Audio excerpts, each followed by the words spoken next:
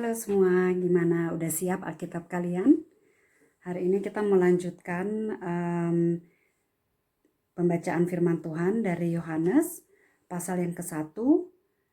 Kemarin kita udah baca dari ayat 1 sampai 18. Hari ini lanjut ke ayat yang ke-19 sampai selesai. Sejauh mana kita bisa selesaikan hari ini, kita lihat aja gimana keadaan. Ya, kalau udah kelamaan saya akan cut. Oke, sama-sama kita berdoa dulu ya. Bapa di surga, terima kasih untuk kesempatan hari ini yang Kau berikan. Kami boleh kembali membaca firman-Mu untuk mengenal-Mu lebih dalam lagi, Tuhan. Roh Kudus, singkapkan hikmat Tuhan, singkapkan kehendak Tuhan kepada kami, supaya kami boleh mengerti apa kehendaknya dalam kehidupan kami. Terima kasih Tuhan, untuk hari ini kami mau serahkan semuanya ke dalam tangan-Mu, biar kehendak-Mu yang jadi. Dalam nama Yesus Tuhan, amin. Oke. Dan inilah kesaksian Yohanes ketika orang Yahudi dari Yerusalem mengutus beberapa imam dan orang-orang Lewi kepadanya untuk menanyakan dia, "Siapakah engkau?" Ia mengaku dan tidak berdusta. Lalu katanya, "Aku bukan Mesias." Jadi orang-orang kiriman dari imam-imam itu disuruh untuk bertanya kepada Yohanes apakah dia itu Mesias. Dan Yohanes mengakui dengan dia bilang dia nggak berdusta, karena orang-orang ini sepertinya mempunyai pemikiran yang mana Yohanes ini dia itu Mesias. Jadi dia mau jelaskan sejelas-jelasnya yang mana dia itu bukan Mesias, sampai dia bilang bahwa dia itu nggak berdusta. Lalu mereka bertanya kepadanya, "Kalau begitu siapakah engkau?" "Elia." Dan ia menjawab, "Bukan." "Engkau kan nabi yang akan datang?" Dan ia menjawab, "Bukan." Maka kata mereka kepadanya, "Siapakah engkau? Sebab kami harus memberi jawab kepada mereka yang mengutus kami. Apakah katamu tentang dirimu sendiri?" Jawabnya Yohanes, "Akulah suara yang berseru-seru di padang gurun. Luruskanlah jalan Tuhan, seperti yang telah dikatakan Nabi Yesaya." Jadi di sini Yohanes menerangkan yang mana dia itu menggenapkan nubuatan Nabi Yesaya, yang mana Yohanes itu harus terlebih dulu menyatakan pelayanannya sebelum Tuhan Yesus datang. Begitu. Dan di antara orang-orang yang diutus itu ada beberapa orang Farisi. Mereka bertanya kepadanya, katanya, "Mengapa engkau membaptis jikalau engkau bukan Mesias, bukan Elia, dan bukan Nabi yang akan datang?" Yohanes menjawab mereka, katanya, "Aku membaptis dengan air, tetapi di tengah-tengah kamu berdiri dia yang tidak kamu kenal, yaitu dia yang datang kemudian daripadaku. Membuka tali kasutnya pun aku tidak layak." Jadi di sini Yohanes menjawab lagi pertanyaan-pertanyaan orang yang dikirim oleh imam-imam. Juga di antara mereka ada orang-orang Farisi. Yohanes itu jadi mau membuktikan, menegaskan lagi bahwa dia itu bukan Mesias yang akan datang. Dan dia bilang, "Ada orang yang di tengah-tengah kamu, dialah itu orangnya yang tidak kamu kenal."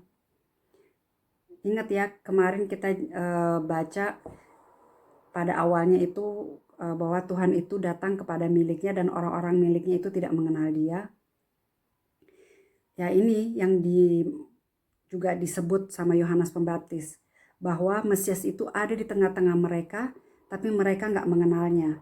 Karena sepertinya Yesus itu tidak seperti apa yang orang-orang kira. Dia itu seperti Mesias itu yang gimana yang kayaknya wah, jadi kalau dia muncul itu pasti semua akan tahu bahwa dia itu Mesias. Tapi kenyataannya nggak ada yang tahu bahwa Yesus itu udah ada di tengah-tengah mereka. Lanjut ke ayat ke-28. Hal itu terjadi di Betania yang di seberang sungai Yordan, di mana Yohanes membaptis.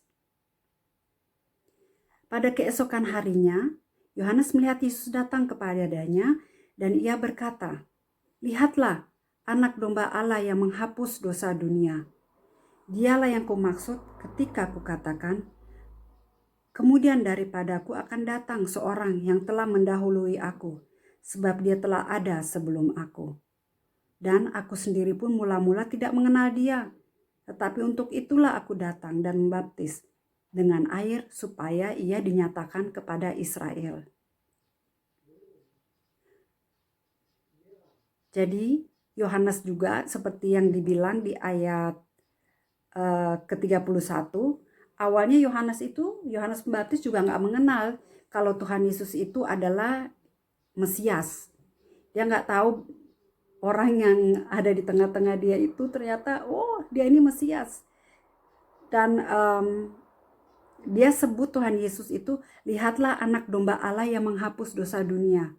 Dia bilang begitu karena zamannya orang Yahudi dulu, sebelum Tuhan Yesus mati di kayu salib, mereka itu untuk menebus kesalahan mereka harus setiap setahun sekali menebus dosa itu membawa anak domba sebagai korban. Jadi korban darah.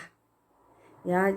Nah, Tuhan Yesus itu dijadikan simbol yang mana karena dia yang akan mati untuk seluruh umat manusia.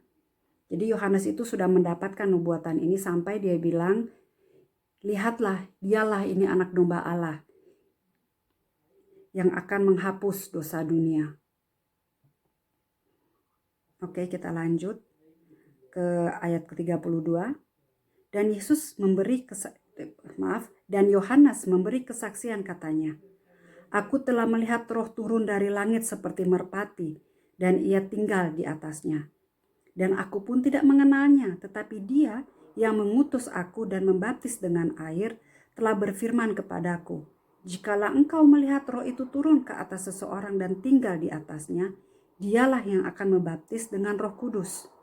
Dan aku telah melihatnya dan memberi kesaksian, ia inilah anak Allah." Amin. Sampai di sini dulu ya. Saya mau sedikit merenungkan ayat ke-32 sampai ke-34 ini. Kita sama-sama renungkan. Karena menurut saya ini sangat penting. Jadi Yohanes sendiri mengakui bahwa kalau tidak Tuhan yang memberikan tanda yang mana Yesus Kristus itu adalah Mesias dan anak Allah, Yohanes sendiri juga nggak akan mengenal dia. Jadi Tuhan itu udah kasih tahu Yohanes sebelumnya, sebelum Yesus datang untuk dibaptis. Roh Kudus itu jadi sebagai tanda. Tuhan bilang, jadi kalau kamu melihat Roh Kudus itu turun ke atas kepalanya dan diam di sana, ini sebagai lambang ya. Roh Kudus itu di sini dibilang seperti burung merpati, tapi dia bukan burung merpati, cuman sebagai tanda buat Yohanes supaya dia bisa melihat bahwa oh ini yang Tuhan maksud kalau sampai ada tanda Roh Kudus yang seperti burung merpati turun kepada seorang pria yang datang untuk dibaptis, berarti inilah Yesus Kristus, Mesias yang dinanti-nantikan oleh seluruh bangsa Israel, dan dialah anak Allah. Jadi di saat itu Yohanes baru kenal, oh ini tuh orangnya. Kalau enggak, dia juga enggak tahu. Jadi untuk kita sangat penting ada persekutuan dengan Tuhan setiap hari. Karena ada hal-hal banyak yang Tuhan mau tunjukkan kepada kita anak-anaknya. Seperti Yohanes ditunjukkan siapa itu Mesias, begitu juga kita butuh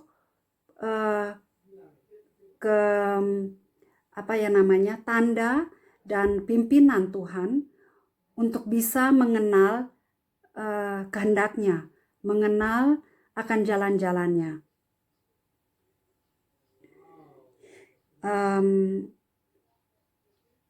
Sampai di sini dulu saya baca dari ayat yang 19 sampai ke 34. Jadi untuk kita hari ini saya mau berikan